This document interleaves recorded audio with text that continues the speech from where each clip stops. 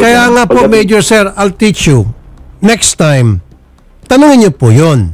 Kasi pag sinabi niya na, o sige, magpapalay detector test ako, then ilay detector test nyo, doon may kita na wala siyang tinatago, wala siyang kinakatakutan. Hindi siya ninenervyos. Ba't ako ninervyusin? Magsasabi lang ako ng totoo. Malinis yung aking konsensya. Yes, I'll submit myself to anything. Such as lie detector test. Tama ba, sir? Ito ang latest update sa nawawalang beauty queen na si Catherine Camilon na magpasa hanggang ngayon, hindi pa rin natatagpuan, 3 buwan na ang nakakalipas. Mga magulang at kapatid ni Catherine Camilon muling nagpatulpo. Muling dumulog at humingi ng tulong ang mga magulang at kapatid ni Catherine Camilon kay Senator Idol Raffy Tulfo sa kanyang programang Wanted sa Radyo. Matapos ang 3 buwan, ngayon lang lumutang si Jeffrey Magpantay, ang driver ni Police Major De Castro na isa sa pangunahing suspect sa pagkawala ni Catherine Camilon. Iminungkahi ni Idol Raffy Tulfo kay Police Major Domingo Ballesteros na usisain si Jeffrey Magpantay para at least malaman daw ng mga magulang ni Catherine Camilon na ginagawa nila ang kanilang tungkulin bilang alagad ng batas at prosigido na hanapin ang katotohanan. Iminungkahi din ni Senator Idol Raffy Tulfo na ipalay detector test si Jeffrey Magpantay. Matatandang humarap sa mga tauhan ng Criminal Investigation and Detection Group or CIDG Region 4A si Jeffrey Magpantay, isa sa pangunahing suspect sa pagkawala ni Catherine Camilon. Ayon sa ulat nito lamang January 10, 2024, ito ay para raw kumpirmahin ang ilang personal na detalye tungkol sa suspect. Si Jeffrey Magpantay ang personal driver at bodyguard ni Police Major Alan De Castro na prime suspect sa pagkawala ni Miss Grand Philippines 2023 candidate at grade 9 teacher. Si Jeffrey Magpantay ang itinuturo ng 2 testigong nanutok umano ng baril sa kanila nang makita nilang inililipat ng 3 lalaki sa isang pulang SUV ang isang duguang babae na pinaghihinalaang si Catherine. Ayon pa sa ulat, mahigpit na pinagbilinan si Jeffrey Magpantay ng kanyang abogado na huwag sagutin ang anumang katanungang may kaugnayan sa kinahaharap nitong reklamo. Sinubukang hingian ng pahayag si Jeffrey Magpantay kung bakit nais nitong manatili sa kustodiya ng Balayan Municipal Police Station, pero hindi ito sumagot. Ayon naman kay Police Major Domingo Ballesteros, Chief of Police ng Balayan, Batangas, kahapon po kasi pumunta sila dito. Kinuha po nila yung personal record ni Jeffrey Magpantay. So after po noon, meron pa rin po silang hindi po clear sa kanila yung data na nakuha nila. So bumalik po sila para i-clarify po yung mga data po na nakuha nila kagabi. Sumuko si Jeffrey Magpantay kasama ang kanyang live-in partner noong Martes, January 9, kasabay ng pangalawang preliminary investigation ng kaso ng pagkawala ni Catherine sa Batangas City Hall of Justice. Pahayag ni Ballesteros, since po wala pa ring lumalabas na warrant of arrest kasi ongoing pa rin ang preliminary investigation sa case na hinaharap ngayon, hindi po namin siya ma-treat as criminal. Yung detention po, hindi rin po namin siya pwede isama sa detention facilities po ng Balayan Municipal Police Station. So nag-i-stay po siya sa isang room po na inalok po namin sa kanya. Doon po minumonitor at sinusupervise ng PNP personnel po namin. Dagdag pa niya, wala naman daw binanggit na banta si Magpantay laban sa kanya. More on personal reference niya dito, since yung family niya nga po ay dito po nag-i-stay. Mas malapit po kasi. Ani Police Major Ballesteros.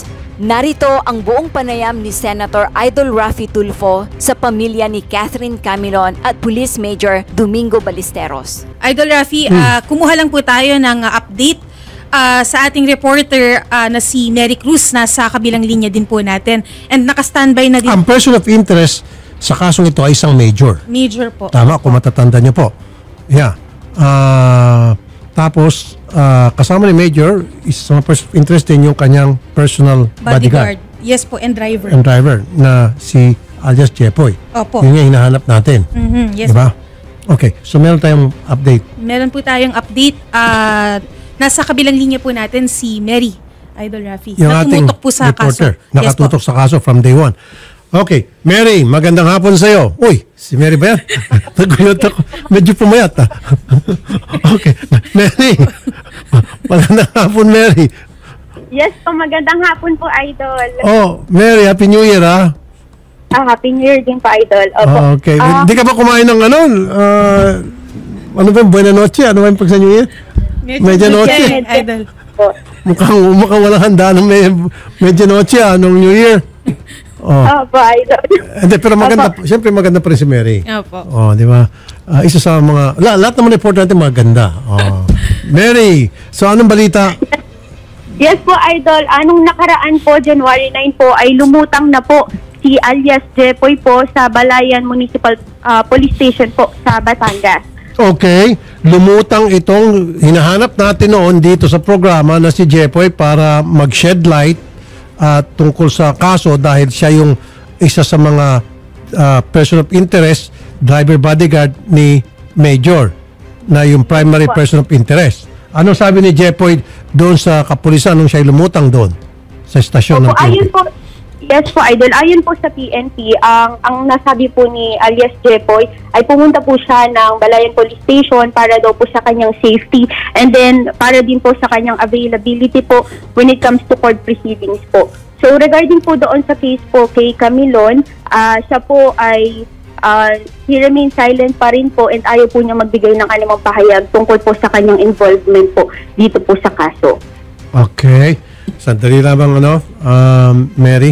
Tama-tama si Major Domingo Ballesteros, Chief of Police ng Balayan Batangas PNP. Doon ba siya nag-report or lumutang kay Major Yes, Ballesteros? Okay. Kausapin na natin si Major. Major, magandang hapon po, sir. Yes po, Senator. Magandang hapon po, sir. Magandang hapon. Major, lumutang po pala or pumunta dyan sa inyong stasyon itong person of interest na driver bodyguard ni Major ni Major Alan De Castro, yung isa sa mga primary person of interest. Ano pong sinabi sa inyo nitong si Jepoy? Ayun po, Senator, ang kanyang sinabi lang po talaga ay pumupunta po siya sa amin para ipakita po na willing po siya makipag-cooperate at isubmit po sa kanya yung kanyang sarili para sa legal process po ng kanyang kaso. Okay, pero bakit daw po siya nagtago after the incident? Nung pinaghanap po siya for some time, di ba nawawala siya? Anong reason na binigay niya? Ba't siya nagtatago?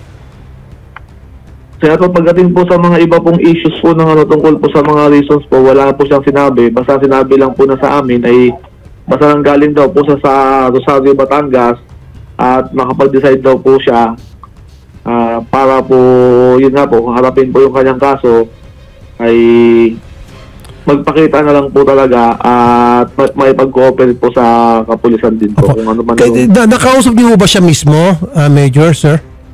Yes po, Senator, nakausap ko Okay. po mismo po.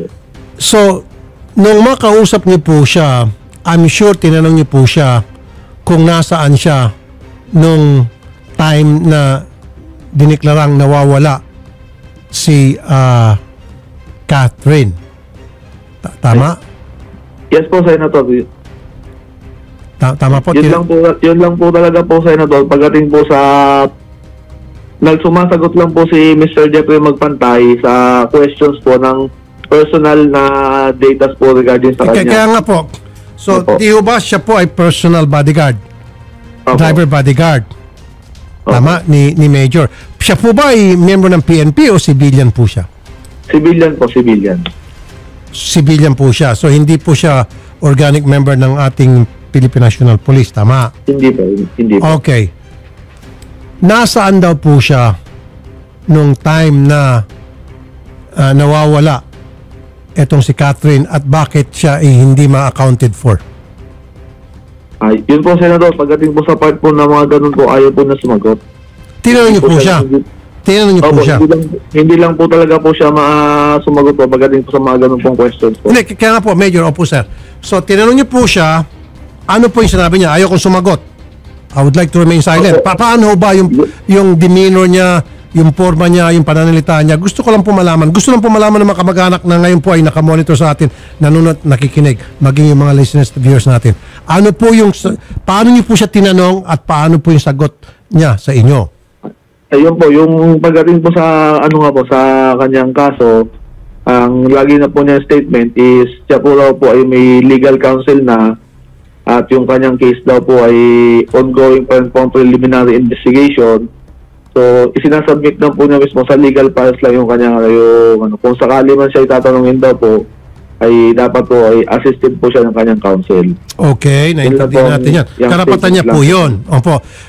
Paano naman po yung si Major? Nasaan na po itong si Major Alan De Castro? Ito yung primary person of interest at boyfriend na ata ito. Tama? Ni Catherine. Nasaan po si Major? Nakausap niyo na po? Major De Castro? Siya po ay nasa regional sa Calabarzon po. Sa regional office po namin sa Camp Dilim po. Okay, kung tama po yung pagkakalala ko at that time, sabi ko kung pwede, nasa isang holding area dapat siya na hindi siya pwedeng pag-alagala dahil nung mga panahon na interview natin sa yata yung PNP, pinapabayaan lang ata siya sa isang headquarters ng kapulisan at libre siyang pag-alagala. So, ganun pa rin po bang sitwasyon niya o siya po sir ay pinayagan na makalabas ng police station at pwede na umuwi ng bahay at pag-alagala na lang? Pagdating po sa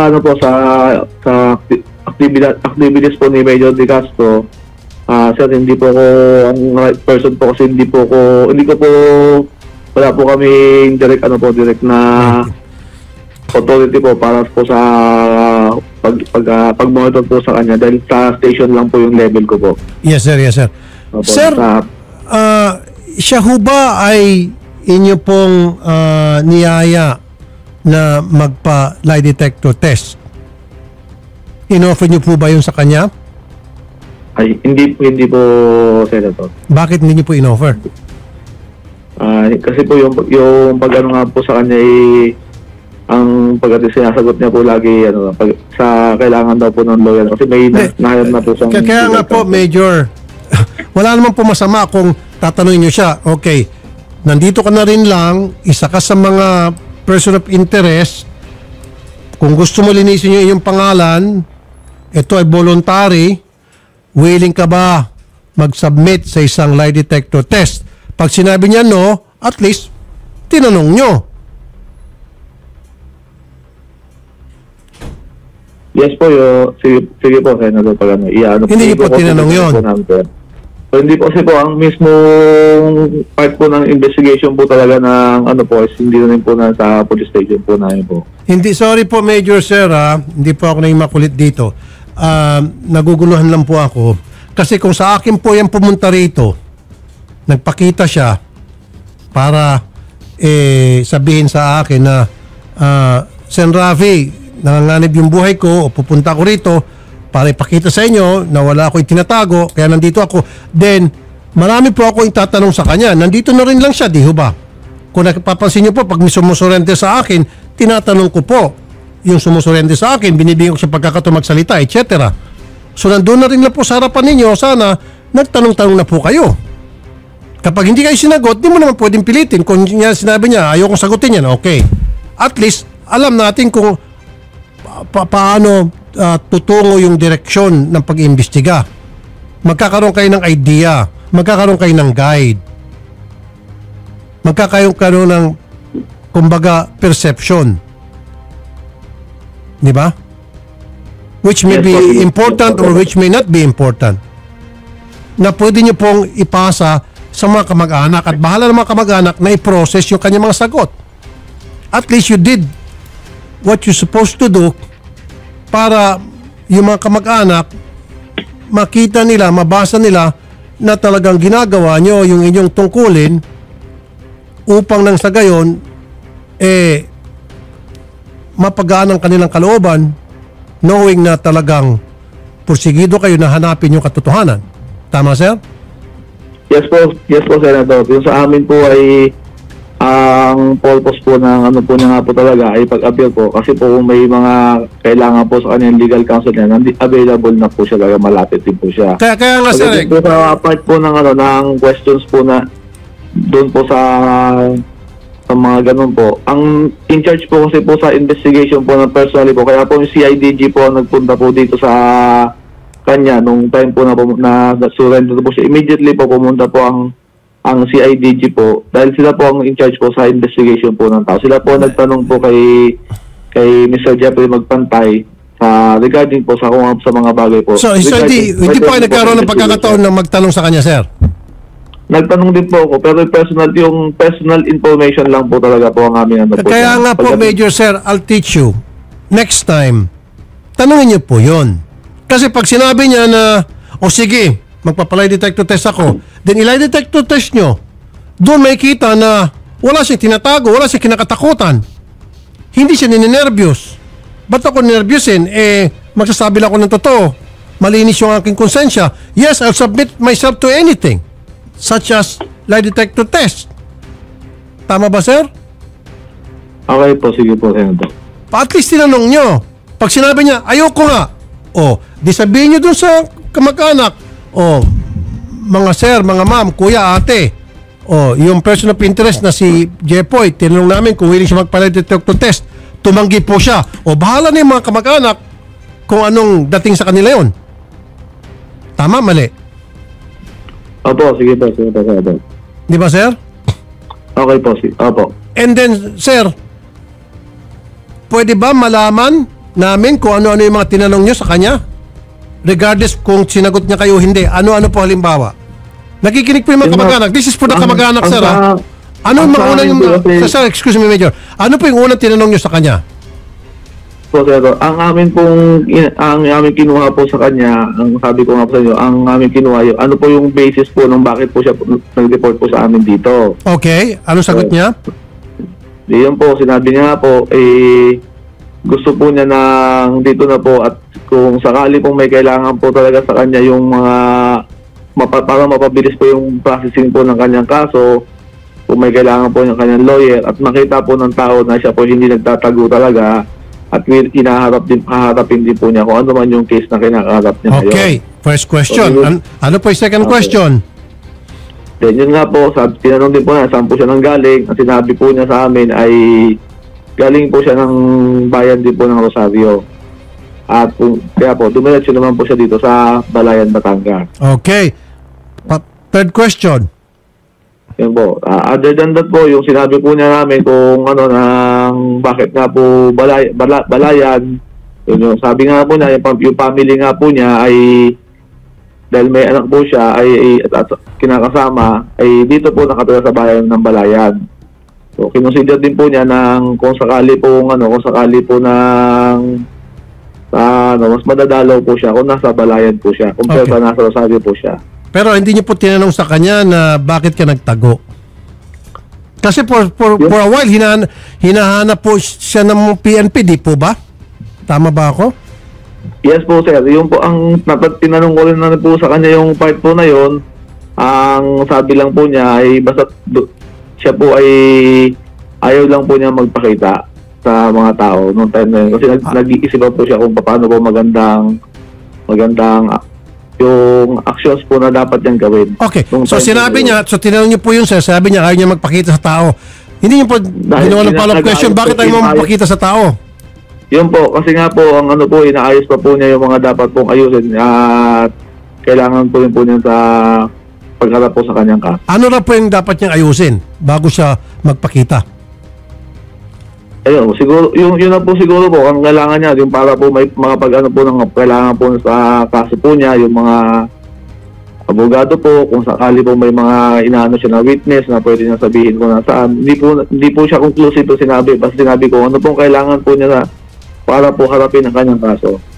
Ay nag-prepare lang daw po siya. Then, kung ayos na po lahat, ay siya po ay willing na pong marap po para sa harapin po yung kanyang kaso. Okay.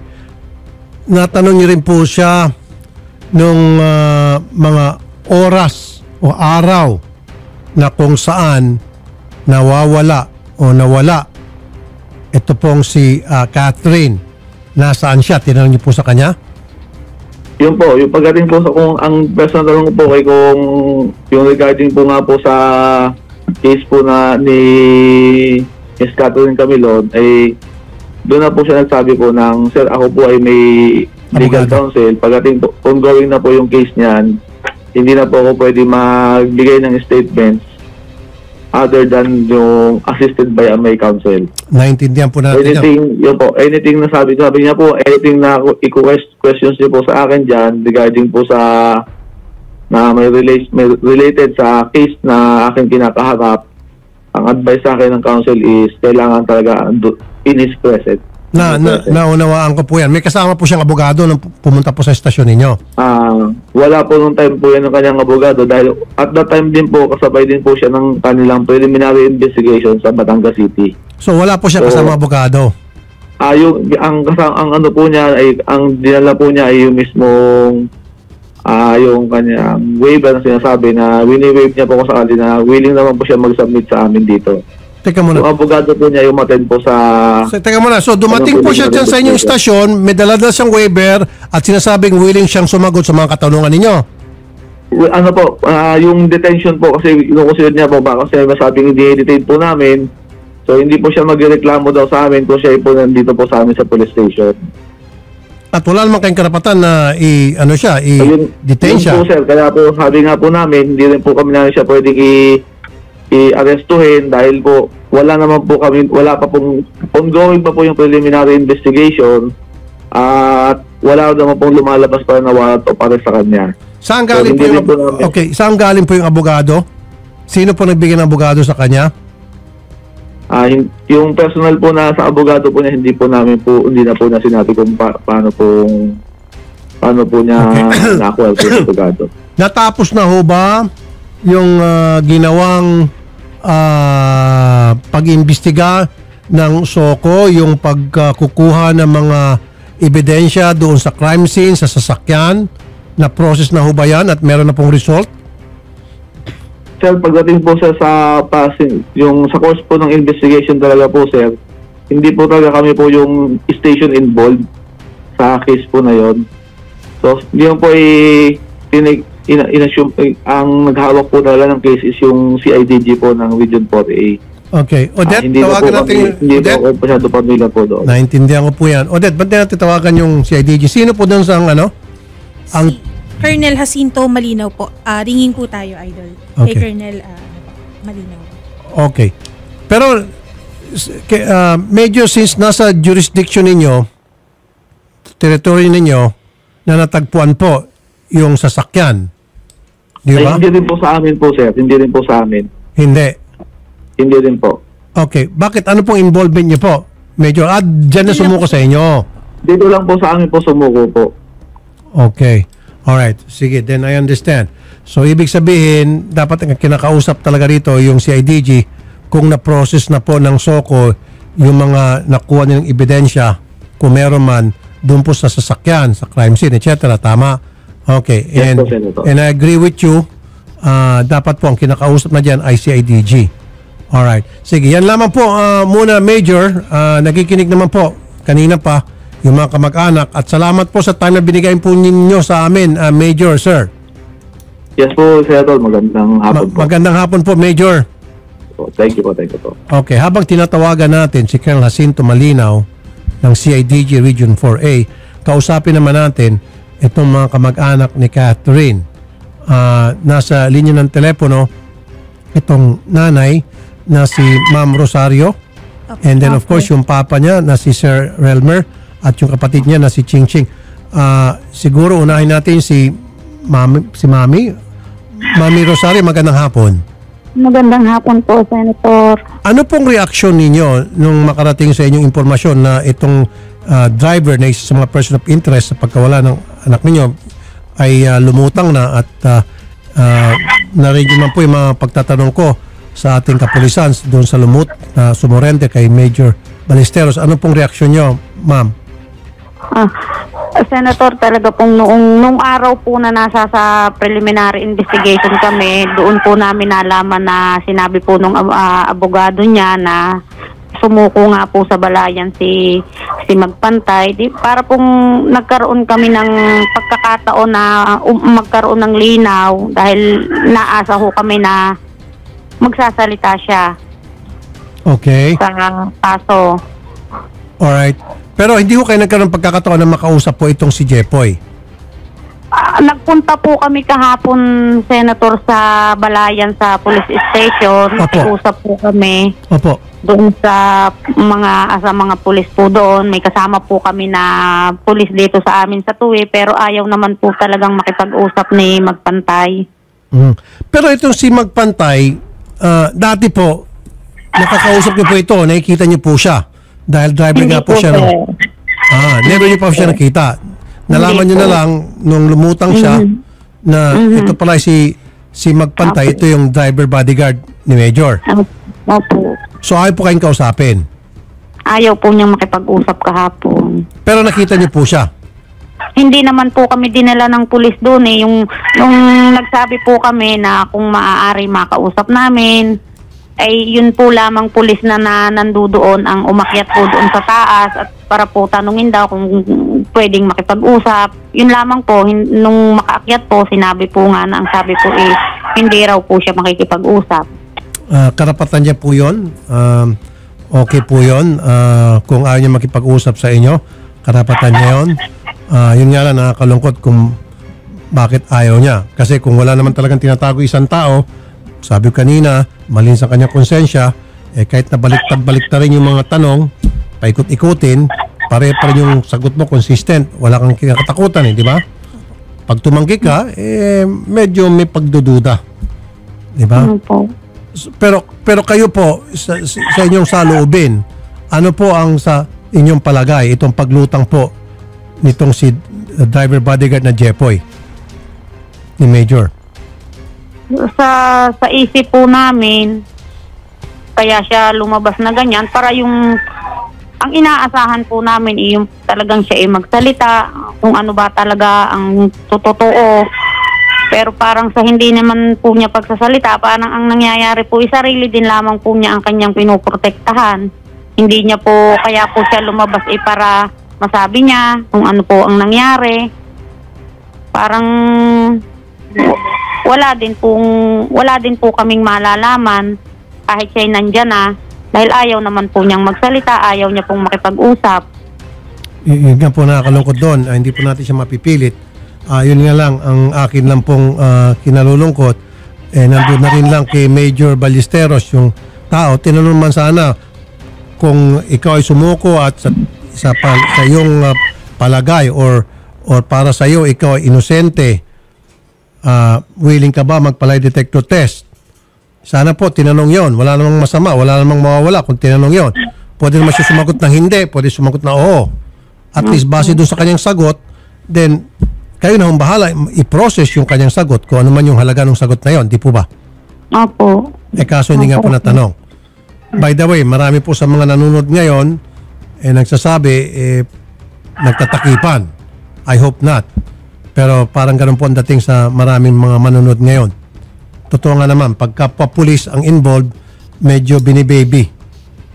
Opo, parang dahil kahapon po, sabi po nung kasama ko po yung kapatid ko na siya pong nakipag-usap doon sa na pulis na nandoon. Sabi po hindi din naman nga daw po nila pilitin at baka daw po sila ambueltahan. Yun daw po ang sagot doon sa kapatid ko, nung pulis. Tama nga naman po. Hindi po pwedeng pilitin kung ayaw niya. Di ba? Karapatan niya po yun. Yun nga lang, nakakalungkot na sabi ko ulit, the second time, hindi tinanong nung si Medyo, nandun na rin lang, willing ka pa magpa-lie detector test. Tapos, depende sa sagot niya. Kung sinabi niya, ayaw ko, bakit ayaw mo? Wala namang masama. Hindi mo na siya pinipilit. Basta't ayaw ko lang. O at least, yung mga question and answer portion, pwedeng isumiti kay ma'am. Kay Mami Rosario, kay Daddy Elmer at Ma'am Ching Ching. Yun yung sa akin. Diba? So anyway, wala pa ba yung CIDG? Ringing po tayo, Idol. Hindi ba natin pwedeng tawagan yung pinaka-main CIDG sa Kamkrame? Sige po, ringing tayo, sir. Tawagan po natin. Oo naman. Kasi malaking break story to eh. Matagal nang pinaghahanap. Breaking story to eh. Matagal pinaghahanap yung si Jepoy. Nagtago siya for a while and then all of a sudden lumutang. Oh. Ngayon, tatanungin natin sa IDG, ano na ba nangyari? Kasi I'm sure prinosis ng Soko, di ba natagpuan yung sasakyan at doon sa sasakyan, di ba mayroong mga DNA specimen doon na nagsasabing, was it the hair Opo. follicle na yun ay kay Catherine? Yes po. Confirm na po, positive na Bukod po pa doon, ano pa ba yung na-process ng Soko? Colonel Jacinto Malinaw, CIDG, Region 4A. Magandang hapon po, Colonel. Sir. Senator Sir, magandang hapon po at sa lahat ng followers po. Alright. Lumutang po itong si Jepoy sa Batangas sa PNP, Balayan Batangas PNP. Ano po yung mga katanungan na ibinato nyo sa kanya kung meron man at ano po yung kanyang mga sinagot na maaari po makatulong sa inyong ginagawang investigasyon ngayon, Colonel Sir? Yes sir, in as much as we wanted to fill in yung mga info gaps natin kasi base po sa investigation natin, hanggang doon lang sa pagsali ng katawan ni Catherine sa Red CRB. Sir, ang yung binigay lamang ay mga personal circumstances lang po niya, no? At nang tinanong natin sa krimen, siya ay pinagbawalan po ng kanyang abogada at ayaw po mag-execute ng statement or affidavit sa pagpunta ng ating mga investigator po doon. Okay. So, nung nagpakita na po siya sa CIDG, dumating na po dyan sa inyong stasyon sa CIDG, meron po siya kasama abogado? Pinuntahan po namin siya sa Balayan Police Station po. At nandun na po yung kanyang abogado at nung that time na dumating kayo doon sa Balayan Police Station? Opo sir, nandun po. Okay. So, kontrolado na po ng abogado yung kanyang mga isasagot? Yes sir. Okay. Sir, I'm sure na by now, na-process na po ng Soko yung pong crime scene, yung pong kotse and all. Pwede bang malaman kung ano na pong klase po mga ebidensya ang nakuha doon sa sa sasakyan especially? Sir, maliban po doon sa dalawa po sir, no? Yung hair strands na na-recover po doon na babae ay nagmamatch po sa parentage ng magulang ni Catherine. Ibig sabihin, kay Catherine na po yun. So, Opo, 99% po kay Catherine po yung buhok. Opo. On the other hand, yung mga blood stains na nakuha doon during the process ay nagmatch din po sa DNA profile ni Catherine at nagmamatch po sa parentage ng magulang ni Catherine. Doon po sa isang nag-process din po for possible lifting ng latent fingerprints po sa loob ay napakalinis po. Wala po tang na-lift ang ating Soko team during the processing. Okay. Wala po kayong nakuha yung Soko ng iba pang mga ebidensya doon po sa loob ng sasakyan? Negative po sir. Bukod po doon sa hair strand at blood na sabi nyo nga it belongs to the victim? Negative na po sir. For info po sir, prior po sa pag-recover po ng Red CRB, tinanong po natin si Mrs. Camilon as to the personal effects, earrings, kwintas, at damit na suot ni Catherine or dala niya at the time she went missing. Unfortunately sir, wala po kami na-recover o yung Soko natin sa loob na sasakyan ng mga personal items belonging to Catherine po. I'm sure natanong nyo na lang po si Major, yung primary person of interest na nasa kustodiya po ngayon ng PNP. Yes sir. Ano po yung mga naitanong nyo po sa kanya? Basically sir, yung general inquiry lang, saan po siya yung time na yun. Yun nga nakuha natin sir, general denial, nasa kampo lang po siya noon, nasa duty. Nasa kampo na po siya nung mangyaring insidente? Opo sir. Okay, at yun naman po, yung alibay niya yun, tumutugma naman po sa mga records sa kampo, CCTV at pinatutunayan ng mga kasama niya, etc. Yes sir, yes sir. Nag-conduct po tayo ng investigation sir. Maliban po dyan sir, ay nagpa-conduct din po tayo sa internal affairs ng Batanggaan ng Proper A ng local PNP na kanilang investigation. So far sir, wala kami nakitang sir, to disprove his presence doon sa kampo. Ano pong walang kita sir? Wala po kami nakuhang record na that would disprove na wala siya sa kampo. So, ang ibig sabihin, meron pong mga record magpapatunay na nandun siya sa kampo ng mga Yes, sir. insidente. Just like the certificate na nag-duty sa sir, ng time na yun, kasi meron kaming duty detail every day, sir, sa PNP. Okay. So, sino pong pumirma doon sa duty record? Sir, hindi ko lang ma-recall, sir. Meron pong duty officer every day po yan, sir. Kaya nga po, paano ba siya? Pag naka-duty po siya, nakaupo lang po siya sa desk? O pag naka-duty Hindi po, siya, sir. he's allowed to go out? Kasi on duty, syempre, ano bang katungkulan ni Major nga pala in the first place? Sir, during that time, sir, he was the deputy of the Drug Enforcement Unit ng Exactly. Batangas PNP. Yan nga, sir. Kaya nga, so kung ibig sabihin, kung sa anti-drugs po siya, then kasama sa kanyang duty ay rumonda o lumabas o mag-operate. Tama? Yun nga po, sir. Yun nga po, sir. Oh, so pwedeng nasa duty siya, pero nasa labas siya. sir. Tama po kayo, sir. Tama po kayo, Thank sir. you. So, yes, Thank sir. you. Tama po kayo. So hindi natin pwedeng sabihin na porke siya nasa duty, so hindi na siya pwedeng gumawa nung Yes, sir. Tao po pinagbibintang yan, sa sir. kanya. Gumagalaw din po yan, sir. Gumagalaw. Exactly. Maliban na lang kung siya ay desk officer na nakaupo lamang doon, nag-aantay ng may magpa-blatter at may CCTV, then malakas na aliba yun. Correct po kayo, sir. Tama po kayo, sir. Okay. Now, last na naman po. Yung pong cellphone ng victim, na-recover, hindi? Hindi po namin na-recover, sir. Yung pong cellphone ni Major De Castro, inyo ho bang ni-request na i-submit sa inyo? For forensic? Negative po, sir. Personal, ano po yan niya, sir. Personal effects po niya yan, sir. Naintindihan ko po yan, sir. Pero ang ibig ko Yes, sir. sabihin, pwede nyo naman po i-request o Major, kung talagang gusto mo linisin ang iyong pangalan, pwede bang i-submit mo sa amin yung cellphone mo para ipa-forensic namin? Did you ask it on that? We have tried verbally before, sir, during the early stage of the investigation. But he declined, sir. Ganun nga rin po, sir, sa pagtatanong namin ng officer to officer. Okay. Medyo declining siya, sir, mag-comment. Okay. So, marami kayong mga tinatanong sa kanya na makakatulong sana sa pag-imbestiga ninyo, pero he always declined. Yes, sir. Yes, sir. Ayun. Okay. Ito bang si Major na drug test na po ng kanyang unit? Yan po i-brought out po, sir. Hindi po namin siya hawak, sir. I'll coordinate with proper officer as to that matter, sir. Okay.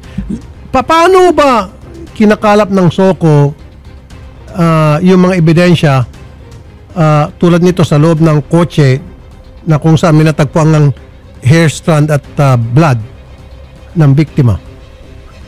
Sir, based on my coordination with them, sir, meron silang mga luminol test, yung nag-apply ng chemical sa loob para makita yung blood stain. On our naked eye, sir, hindi po natin makikita yon. And also, so they also conducted vacuum, sir, para makuha yung mga pieces of particles dun sa loob. Kaya na-retrieve nila yung mga hair strands dun sa loob ng sasakyan. Okay, so binacuum po yung sasakyan at wala po nakita na hair strand o kahit man lang yung Meron, sir, balahibo. may nakuha pong hair strand during the... Hindi, kaya nga po, yung hair strand nakuha ay, sabi nyo nga po sa victim, wala hong, Yes, sir. wala hong nakuhang hair strand doon na hindi sa victim? Kung hindi, meron pong sir, no? Meron pong iba na, if I'm not mistaken, sir, out of the 19 strands, merong few strands doon ng sa lalaki. okay, Yan po, sir, ay nasa pangalaga pa rin ng SOCO. And we are also,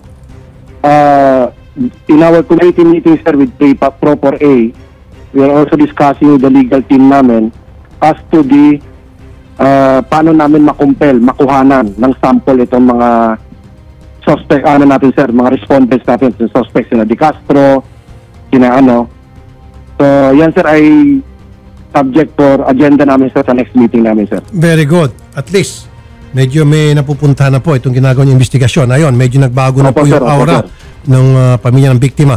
So, meron pong nakuhang ibang mga hair strand aside from, sabi niyo nga kanina, sa victim, yung hair strand na yon ay sa lalaki. Lalaki, sir. Yes, sir. Yes, sir. Okay. Natanong niyo na ho ba kay Major De Castro kung willing siya na magbigay ng sample ng kanyang buhok o hairstrand para magkaroon ng imamatch? Sir, kagaya ng na-mention ko kanina, sir, Ayaw.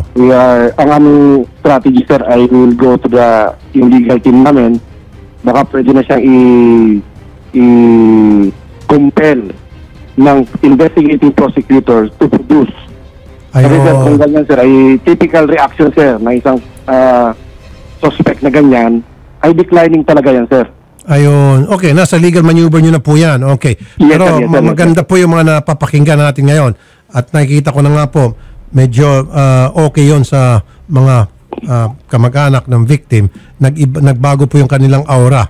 Kanina po, sobrang lungkot nila. Ngayon, parang nagkaroon silang pag-asa. So, sige po, kinukonsulta nyo po sa inyong pong legal team kung paano po maobliga itong mga person of interest. Tama? Yes, sir. Makumpel po. Makumpel, sir. Oo. Okay. Sige po, Colonel, from time to time, paki-update na naman po yung mga kamag-anak ng victim. Ano po, maging kami kung Yes, pwede. sir. Yes, sir. Yes, sir. Next week, sir, iikot din kami sa kanila, sir, sa family nila para ma-brief namin personally, as to the next step ng legal procedure and ano yung mga asahan din para hindi naman sila mabulaga, sir. Isa pa po, Colonel. Opo. Ito, maybe this is a long shot, but try it anyway. Wala nang mawawala. Yes, sir. So, pwede niyo po sigurong i-request sa mga relatives, kasi baka mamaya meron dyan mga relatives ni Major De Castro na gusto talaga malaman ng katotohanan at hindi nagkukonsinti ng mali, they were willing to submit themselves na para doon sa DNA matching. Yes, sir. Kasi yes, kung kunyari tatay o kapatid, sino sa inyo dyan, kamag-anak ni Major De Castro, pwede ba kami gumawa ng cross-matching sa DNA testing? Pag pumayag, bingo. Di ba, sir? Yes, sir. Pwede po yun, sir. Actually, sir, meron po kami mga informal efforts dyan, sir. Mhm. Doon mismo sa area. Mhm. And we are also tapping the help of LGU Mhm. at saka yung mga dating police din, sir, na makakatulong. So, was hoping for the best, para lahat tayo ay mabigyan natin ng hustisya yung pamilya at harapin nyo, sir, kung may problema talaga itong si Major De Castro. Kapasang ito. Opo. Ganon din po siguro yung mga kamag-anak ni Jepoy, di ba? Kasi, Yes, sir. We're very happy nga, sir. Salamat din kami, sir, sa pressure po ninyo. At sumuko, sir. opo. We do not know as of now as to his motive. Yun nga, sir, gwardyado, sarado lang talaga ng abogado. Malay natin sa banda-banda rin, sir, ay mag-iiba ang tono. We're Actually, hoping for the best, sir. opo, actually, ako ng reward dito ng 500,000 sa sino man makapagtuturo sa kinaroroonan ni Jepoy. Hindi ko ibibigay Yes, yung sir. reward kasi siya mismo ang kusang lumutang O, Yes, diba? sir, yes, sir. Tama po kayo, sir. Kami rin, sir, kinoconsider namin yung sinabi po ninyo nung nakaraan and malawak yung aming research, sir, kung baka meron siyang pending case sa ibang kaso. But so far, it turned out negative, malinis po siya. Okay. Sige po. Diyan lang muna, Colonel. So, like I said earlier, from time to time, we would really appreciate it kung i-update niyo po yung mga kamag-anak maging kape. Sobrang thank you po, Colonel. Thank you so much. Walang anuman po, Colonel sir. Molino. We will do, sir. We'll comply, sir, doon po sa, sir, sa observation niyo po. Thank you po. Mabuhay po kayo, Colonel Jacinto Molino, Chief Investigator sa ADG Region 4A. God bless po, sir. Colonel. Maraming nabuhay din po kayo, sir. Thank you po. Okay.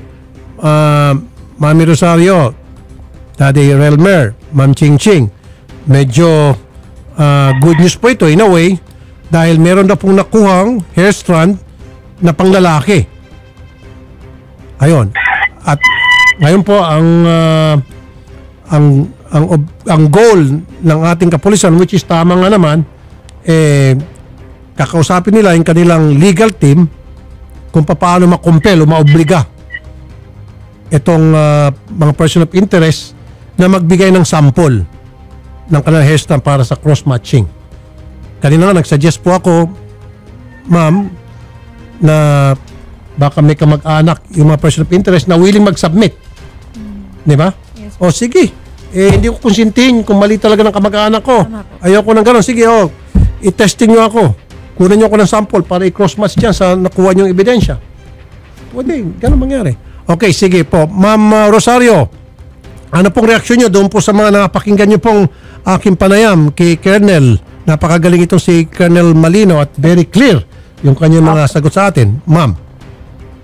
Nagpapasalamat po kami sa lahat ng natulong at lalong higit po sa inyo, Senator. Maraming salamat po sa inyong puspusang pagtulong sa amin at kami po ay talagang naasa. Araw-araw po ay kami naghihintay ng magandang balita para po sa kaso ng aming anak. Wala na po kaming ibang hihilingin pa kundi ang magkaroon ng linaw. Ang problema po na ito para po makita namin at maintindihan kung ano po ba talaga kung nasaan po ang aming anak.